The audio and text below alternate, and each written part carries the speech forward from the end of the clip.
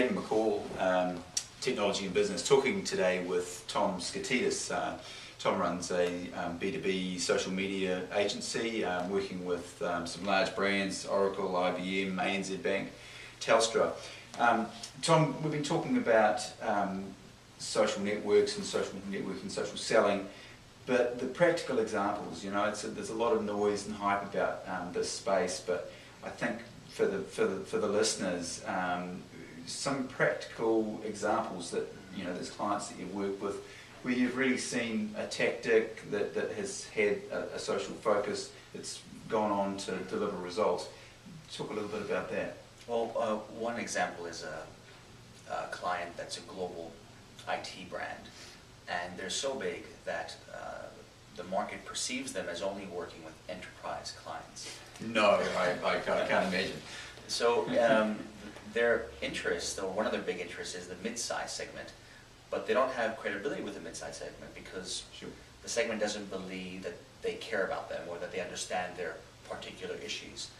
So instead of using the corporate brand to speak to the mid-size segment, our client chose social selling by using a human brand, one of their own sales staff that was a specialist in the mid-size segment.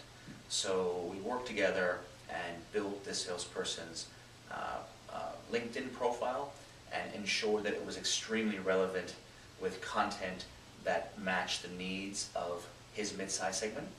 And then we actually mapped out prospects that our client wanted to target and then found them on LinkedIn using the search function, and then proceeded to coach and assist the social seller to connect with his buyers on the platform, and then share content, which the marketing team of our client ensured was focused on mid-size's needs.